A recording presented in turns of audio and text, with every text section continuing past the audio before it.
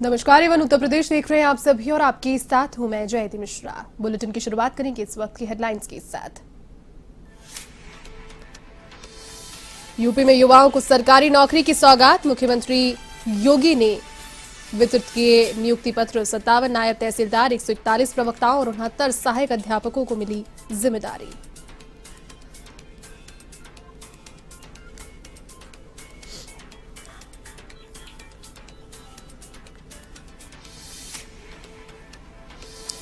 लखनऊ में स्वरोजगार संगम कार्यक्रम आयोजित, मुख्यमंत्री योगी ने 5 लाख से अधिक लाभार्थियों को किया ऋण वितरित। कोविड प्रबंधन की समीक्षा बैठक, वीडियो कॉन्फ्रेंसिंग के जरिए जुड़े अधिकारी कर्मचारी।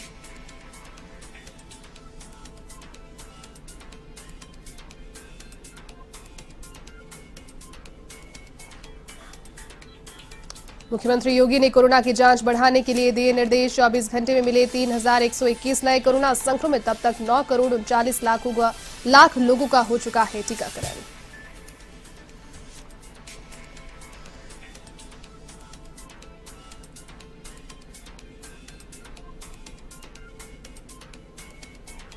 शाहजहांपुर में दलित परिवार पर दबंगई, पीड़ित परिवार गांव से पलायन को मजबूर। सत्ता पक्ष के विधायक पर संरक्षण देने का आरोप, तो SC/ST आयोग ने दिया हर संभव मदद का आश्वासन।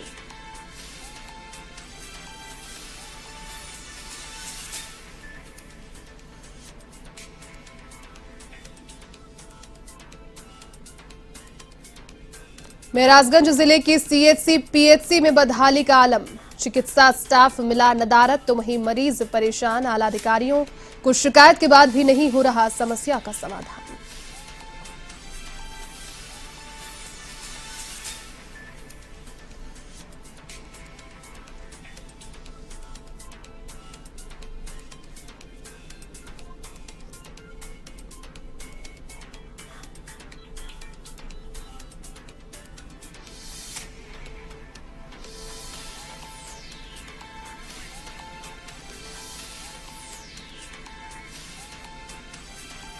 चलिए अब खबरें विस्तार से। उत्तर प्रदेश में युवाओं को सरकारी नौकरी देने के क्रम में मुख्यमंत्री योगी आदित्यनाथ ने नियुक्ति पत्र प्रदान किए। लखनऊ के लोक भवन में आयोजित इस कार्यक्रम में उत्तर प्रदेश लोक सेवा आयोग की ओर से चयनित 57 नायब तहसीलदारों, 141 प्रवक्ताओं और 69 सहायक अध्यापकों को नियुक्ति पत्र सौंपे गए।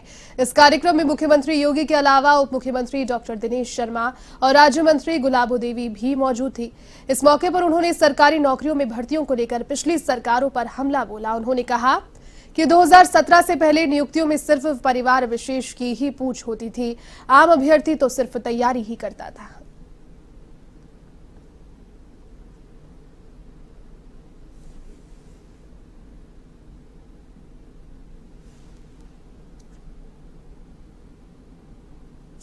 एक समय सीमा के अंदर चयन की प्रक्रिया को आगे बढ़ा करके आप सभी का उसमें चयन हो गया।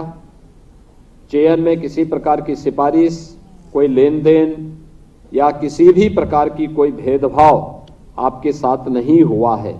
ये अपने आप में आज की उस प्रक्रिया में खासतौर पर उत्तर प्रदेश की उस व्यवस्था के साथ जो 2017 के पहले एक चुनौती उत्तर प्रदेश के पास थी, उस चुनौती के कालखंड के दौरान इतनी साफ सुथरी प्रक्रिया को प्रदेश के अंदर लागू करने में जो सफलता प्राप्त की है और उसका प्रतिफल आज आपका सफल यहाँ पर नियुक्ति पत्र की प्रक्रिया के साथ आज आप आगे बढ़ रहे हैं। मैं सबसे पहले आप सबको इसके लिए हृदय से बधाई देता हूँ, अपनी शुभकामनाएं देता हूँ। प्रदेश के अंदर राजस्व प्रशासन में नायब तहसीलदार एक महत्वपूर्ण कड़ी है। तहसील प्रशासन और आम जन के बीच एक कड़ी का काम नायब तहसीलदार करता है।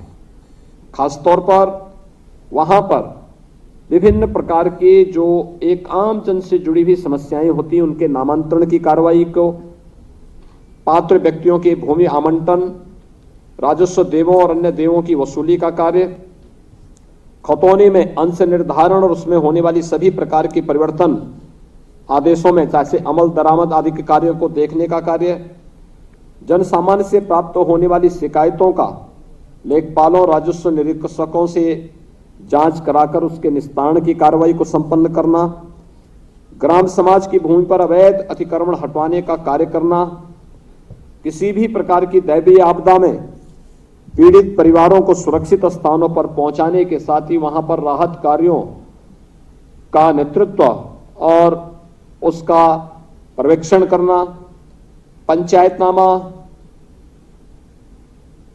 मृत्यु पूर्व दिए गए बयान को दर्ज करने का कार्य, त्योहारों के समय शांति व्यवस्था कायम रखने में एक मजिस्ट्रेट की ड्यूटी के रूप में कार्य करना, उच्च न्यायालय में शपथ पत्र दाखिल करने का कार्य, निर्वाचन और मतदाता सूची के पुनरीक्षण के साथ ही जिला प्रशासन के अंतर्गत आने वाले समस्त विभागों से प्राप्त प्रकरणों की जांच और उसका पर्यवेक्षण का कार्य और उच्चाधिकारियों के द्वारा सौंपे गए अन्य महत्वपूर्ण कार्यों का संपादन, यह नायब तहसीलदार के स्तर पर संपन्न होते हैं।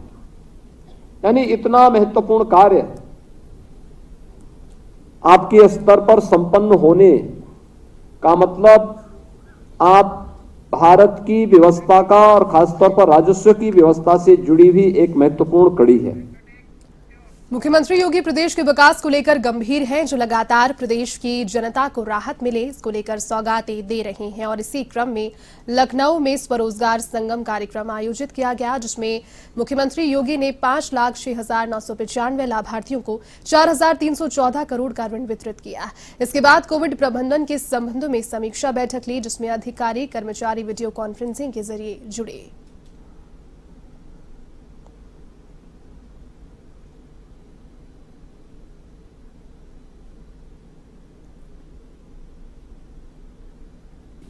लखनऊ की चिकन कारीगरी, मेरठ के स्पोर्ट्स आइटम, यानी हर एक जनपद का, गोरखपुर का टेराकोटा, हर एक जनपद की अपनी एक स्पेसिफिक पहचान, और उस स्पेसिफिक पहचान थी। बीच के कालखंड में उस स्पेसिफिक पहचान को समाप्त कर दिया गया। हमारी सरकार ने उसको पुनरुद्धार करते हुए उसकी मैपिंग करना, उसको एक ब्रांड के रूप में स्थापित करना, और आज एक जनपद एक उत्पाद योजना के अंतर्गत हम लोगों ने सभी 75 जनपदों के लिए एक यूनिक ब्रांड बनाने के लिए एक उत्पाद को उस जिले के साथ जोड़ा है। ढेर सारी रोजगार के सृजन इसमें हुए हैं। विश्वकर्मा श्रम सम्मान के माध्यम से भी हम लोगों ने प्रदेश के अंदर परंपरागत हस्तशिल्पी और कारीगरों को सम्मानित करने, उनके प्रशिक्षण को आगे बढ़ाने का कार्य किया। प्रदेश के अंदर तमाम अन्य ऐसे कार्यक्रम प्रारंभ हुए हैं, जिसके माध्यम से न केवल परंपरागत उद्यम, हस्तशिल्पी और कारीगरों को आगे बढ़ाने का कार्य हो, बल्कि मिशन शक्ति के अंतर्गत प्रदेश के अंदर महिलाओं के स्वावलंबन के लिए, चाहे वह प्रदेश के अंदर बैंकिंग कॉरेस्पॉन्डेंट सखी के कार्यक्रम को आगे बढ़ाने का हो, प्रदेश के अंदर हर ग्राम पंचायत में सामुदायिक शौचालय पे एक महिला स्वयंसेवी समूह से जुड़ी हुई महिला को वहां के कार्य के साथ जोड़ने का कार्य हो, या फिर प्रदेश के अंदर पोषाहार मिशन के अंतर्गत गांव की महिला स्वयंसेवी समूह को पोषाहार की जिम्मेदारी देकर के पूरे प्रदेश के अंदर इस कार्यक्रम को तेजी के साथ आगे बढ़ाने का कार्य। और चलिए इसी बीच राजस्थान से इस वक्त एक बड़ी खबर सामने आ रही है। इन्वेस्ट राजस्थान समिट हो गई है स्थगित। जी हाँ, बड़ी खबर आपको बता दें, इन्वेस्ट राजस्थान जिसकी काफी लंबे समय से तैयारियां थी और 24-25 जनवरी को राजस्थान में हो रहा था, राज्य सरकार ने इन्वेस्ट राजस्थान को स्थगित कर दिया है। अगले आदेशों तक, अगले डेट्स तक इसे स्थगित किया गया है। कोरोना और ओमिक्रॉन के बढ़ते मामलों को देखते हुए ये निर्णय लिया गया। अधिकृत सूचना अब से कुछ देर के बाद में रिलीज कर दी जाएगी, लेकिन अधिक अपडेट के साथ सहयोगी बीके शर्मा इस वक्त मेरे साथ फोनलाइन पर जुड़े हुए हैं। बीके, देखिए लगातार बढ़ते ओमिक्रॉन और कोरोना के केसेस के बीच एक बड़ा फैसला लिया है राज्य सरकार ने। हालांकि कल ही जयपुर का जो एक अंक था राजस्थान समिट से जुड़ा हुआ, वो आयोजित किया गया था, लेकिन अब ये साफ हो गया है कि 24-25 जनवरी को होने वाली राजस्थान इन्वेस्ट राजस्थान समिट अब अगले आदेश तक, अगली डेट तक स्थगित कर दी गई है। क्या इसकी जानकारी अभी आपके पास?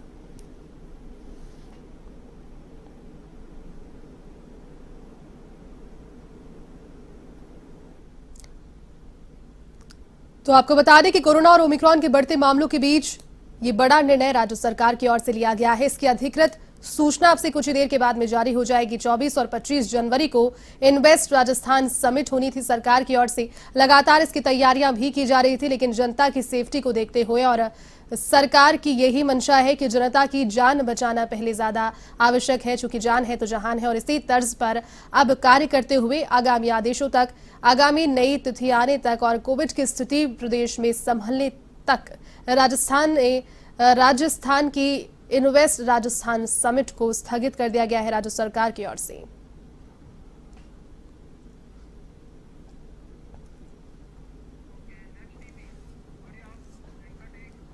उत्तर प्रदेश में कोरोना संक्रमण की चपेट में प्रदेशवासियों को सुरक्षित रखने के लिए जमीनी स्तर पर प्रदेश सरकार ने मोर्चा संभाल लिया है। मुख्यमंत्री योगी आदित्यनाथ के आदेशों के अनुसार यूपी में टेस्टिंग व टीकाकरण की रफ्तार को तेजी से बढ़ाया जा रहा है, जिसका परिणाम है कि यूपी में अब तक 9 करोड़ 39 लाख से अधिक टेस्ट व 20 करोड़ 69 से अधिक वयस्कों का टीकाकरण किया जा चुका है। प्रदेश में 3 जनवरी से शुरू हुए 15 से 18 साल के बच्चों की टीकाकरण अभियान में अब तक यूपी में 7 लाख से अधिक टीकाकरण किए जा चुके हैं। प्रदेश में बीते 24 घंटों में 3121 कोरोना के मामलों की पुष्टि हो गई है। साथ ही एक्टिव कोरोना के केसेस की संख्या बढ़कर 8224 पर पहुंच गई है।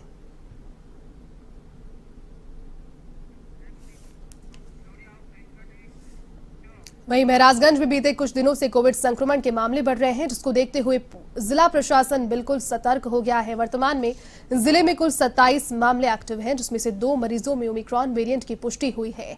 दोनों मरीज त्रिपुरा से नेपाल घूमने गए थे, जहां भारत वापस लौटते समय भारत नेपाल की सोनौली सीमा पर जांच के दौरान कोविड पॉजिटिव ये दोनों पाए गए। इन्हें कोविड अस्पताल में एडमिट कर दिया गया है, जहां उनका उपचार जारी है। तो वहीं डीएम ने लोगों से अपील करते हुए कहा कि सभी लोग कोविड गाइडलाइन का पालन करें और साथ ही भीड़भाड़ वाली जगहों पर जाने से बचें।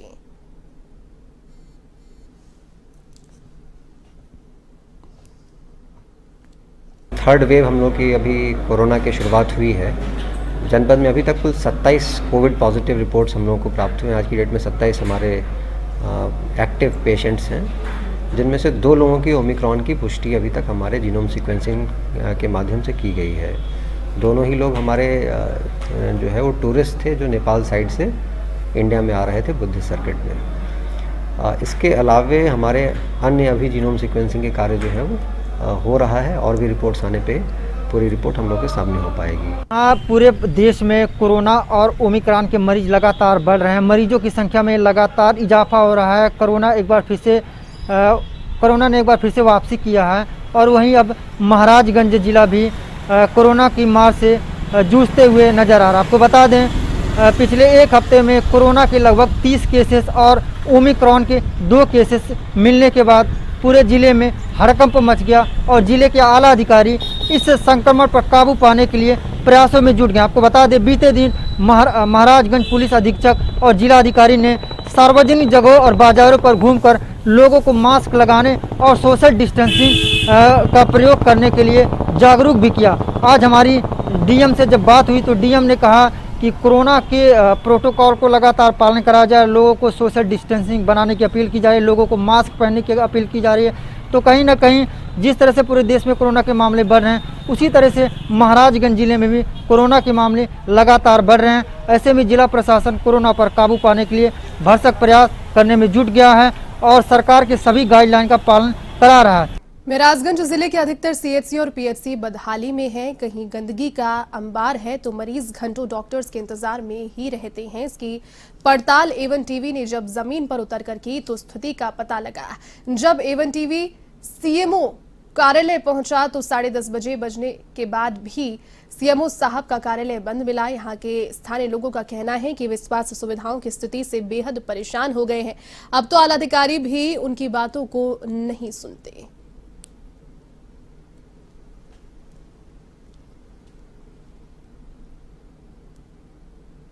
आपको बता दें, कोरोना की तीसरी लहर शुरू हो चुकी है। ऐसे में ज़िले में किस तरह की क्या तैयारी है, इसको लेकर हमने मुख्य चिकित्सा अधिकारी से बात की। उन्होंने बताया पूरी तैयारी तीसरी लहर से निपटने के लिए की गई। लेकिन अभी हम उनके कार्यालय के सामने मौजूद हैं। आप देख सकते हैं, अभी अपने कार्यालय पे लगभग 10:30 बज गया, लेकिन सीएमओ साहब अभी कार्यालय पे नहीं पहुंचे हैं। आपको बता दें, इनके पास जब भी फ़ोन किए तो ये इनका COG नंबर जल्दी रिसीव नहीं होता है।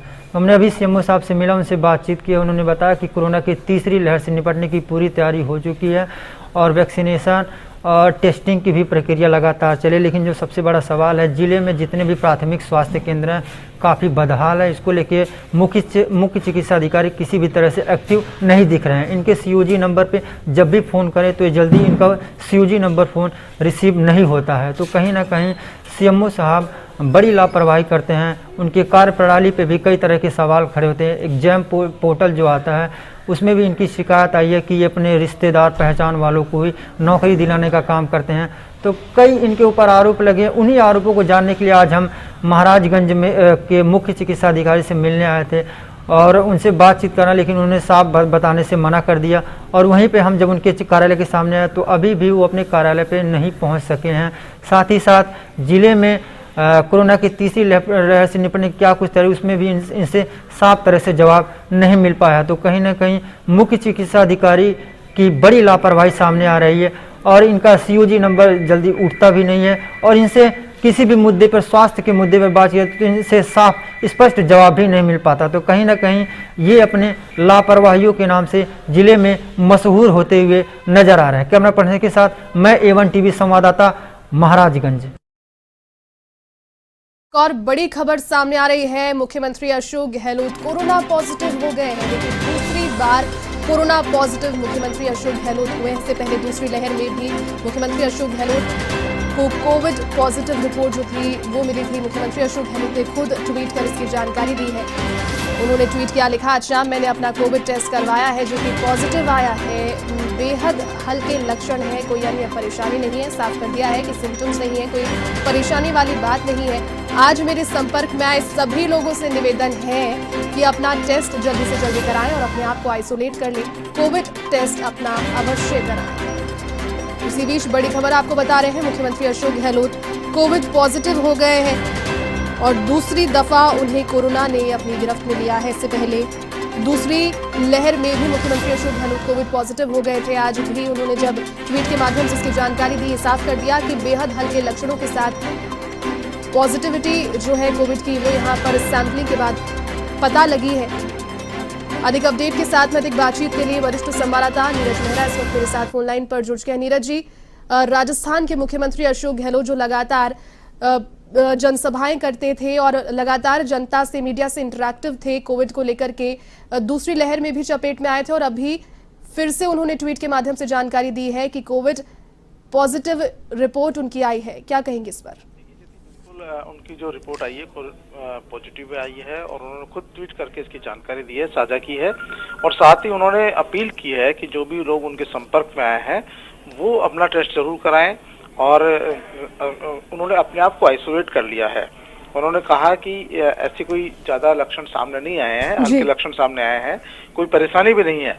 लेकिन क्योंकि जब वो दिन में प्रेस वार्ता कर रहे थे PCC में, तब भी उनकी तबीयत नासाज सी दिख रही थी और लग रहा था कहीं कहीं उनको थोड़ा सा इसका असर है। और शाम को जब उन्होंने कोविड टेस्ट कराया तो रिपोर्ट में ये पॉजिटिव आई है रिपोर्ट और इसके बाद तुरंत उन्होंने ट्वीट करके सबको जानकारी दी है कि जो भी उनके संपर्क में आए हैं अपना जांच जरूर करवाएं, खुद को आइसोलेट कर लिया है। और उन्होंने सबसे अपील की है कि वो जो लोग संपर्क में आए हैं वो अपना कोविड टेस्ट भी कराएं। देखिए, प्रेस वार्ता थी उस दौरान उनके साथ गोविंद सिंह डोटासरा जो PCC चीफ है वो भी मौजूद थे, पत्रकार बंधु उनके साथ थे। 3 दिन पहले वो प्रेस क्लब में भी मीडिया से रूबरू हुए थे, तो वहाँ भी बड़ी संख्या में पत्रकार बंधुओं ने उनसे मुलाकात की थी। तो आज उनका जो रिपोर्ट है कोरोना संक्रमित पॉजिटिव आई है। ऐसी स्थिति में उन्होंने अपील की है कि जो भी लोग, क्योंकि प्रशासनिक अमले के साथ लगातार वो बैठ के लेते रहे हैं और जो है कैबिनेट की बैठक भी हुई है, मंत्रिपरिषद की बैठक भी हुई है। इसके अलावा जो अन्य अधिकारी हैं उनके साथ दिन भर उनकी बैठकें चलती रहती है। ऐसी में अब ये एक लंबी चेन हो जाएगी जिनको सबको अपना टेस्ट करवाना पड़ेगा। और अब इसमें क्योंकि देखिए ये किसी को भी हो सकता है, ऐसे में उनका साफ कहना है कि ये इससे डरने की जरूरत नहीं है। देखिए, जो भी संपर्क में आए उनको अपना टेस्ट जरूर करा लेना चाहिए ताकि अगर कोई संकेत मिले या संक्रमण की कोई स्थिति हो तो वो अपनी सावचेत होकर दवा ले सके, इलाज करवा सके। इसलिए जरूरी है क्योंकि सबने 2 चरण जो देख चुके हैं, जी। कोरोना के जिस तरह की महामारी है, उससे बचने के लिए लोगों को अपना जांच जरूरी करवानी चाहिए, क्योंकि संपर्क में आने से ही फैलता है। ऐसी स्थिति में उन्होंने तुरंत छुपाना नहीं, डराना नहीं, और उन्होंने तुरंत ट्वीट किया, जानकारी दी कि जो भी मेरे संपर्क में आए हैं वो जी। अपना टेस्ट जरूर करवाएं, और अपने आप को मुख्यमंत्री अशोक गहलोत ने आइसोलेट कर लिया है। जयती नीरज जी, इसके अलावा कल ही आरसी अध्यक्ष और वैभव गहलोत जो के पुत्र हैं मुख्यमंत्री अशोक गहलोत के, वो भी पॉजिटिव आए थे और उनके भी सिम्टम्स यहाँ पर काफी ज्यादा माइल्ड सिम्टम्स के साथ में। तो क्या कहा जा सकता है कि उन्हीं के कांटेक्ट में आने से या फिर अन्य परिवारजनों को भी अब जो कोविड की रिपोर्ट्स हैं उनके सभी के सैंपल्स लिए जाएंगे? देखिए, मुख्यमंत्री अशोक गहलोत इस मामले में बहुत ही जागरूक है, अलर्ट भी है, और जब उनके पुत्र जो आरसीए के अध्यक्ष हैं उनको भी इसके लक्षण आए, तो और आज जब दिन में, क्योंकि प्रेस वार्ता के दौरान भी वो उनके लग रहा था इस तरह का, और शाम को उन्होंने इस तरह की जांच करवाई। जांच करवाने के बाद अब क्योंकि उनके परिजन जो भी उनके संपर्क में, क्योंकि देखिए पिता पुत्र और उनकी पत्नी है, पोती है, और भी उनके लोग हैं, जी जी। उनके साथ नजदीकी स्टाफ है, तो अब सभी लोगों को जांच कराने के लिए उन्होंने इसीलिए ये ट्वीट किया है, जानकारी साझा की है, ताकि जो भी उनके संपर्क में आया व्यक्ति है वो जांच जरूर करा ले। जांच कराने से दो चीजें हैं कि अगर कोई संक्रमित होगा तो उसका इलाज शुरू हो जाएगा, और नहीं होगा तो वो उसको डर नहीं रहेगा। तो ये जो आप कह रहे हैं, हो सकता है उनके पुत्र के माध्यम से हुआ हो, या कोई और भी कारण हो सकता है, क्योंकि देखिए आप जब समझते हैं वो सूबे के मुख्यमंत्री हैं, तो उनसे सुबह से लेकर शाम तक बड़ी संख्या में लोग मिलते हैं, सार्वजनिक जीवन यापन करते हैं। अब वो न जाने किससे संक्रमण उनके तक पहुंचा है, ये नहीं कह सकते। लेकिन देखिए, परिवार में एक दूसरे में, ये आपने खुद ने देखा, सबने देखा है कि ये संक्रमण ऐसे ही फैलता है। ऐसी स्थिति में उनको जब कोरोना पॉजिटिव रिपोर्ट आ गई है, तो उन्होंने ये उचित समझा कि आम लोगों को जानकारी मिले, और क्योंकि आज भी वो प्रेस वार्ता के माध्यम से लोगों से इंटरेक्ट थे, उन्होंने बातचीत की, काफी संख्या में पत्रकार बंधु वहाँ मौजूद थे, पीसीसी चीफ खुद मौजूद थे, अधिकारी उनके साथ ही थे, इससे पहले भी बैठक ली उन्होंने, तो वो कम से कम उन्होंने अपना साफ कर दिया कि भाई अब मैं कोरोना संक्रमित आ गया हूँ, मेरे संपर्क में आने वाले सभी लोग जांच करा लें और अपना इलाज जरूर लें, खुद को आइसोलेट करें। ये थोड़ा सा, क्योंकि मुख्यमंत्री बढ़ चढ़कर इस मामले में भागीदारी निभाते हैं, लोगों से, तमाम लोगों से अपील कर रहे हैं। थोड़ी देर पहले ही उन्होंने जो 24 और 25 तारीख को जो इन्वेस्ट समिट होनी थी उसको रद्द किया है, क्योंकि कोरोना के चलते, तो वो भी एक बड़ा फैसला था। तो देखिए, इनको हम सब दुआ करते हैं प्रदेश की ओर से, एवन टीवी की तरफ से भी, मुख्यमंत्री जल्द स्वस्थ हों और अपना काम संभालें। जी चलिए नीरज जी, बहुत शुक्रिया तमाम बातचीत के लिए। चलिए, इस बुलेटिन में फिलहाल के लिए बस इतना ही। देश और दुनिया की तमाम बड़ी खबरों को देखने के लिए आप देखते रहिए A1 TV। नमस्कार।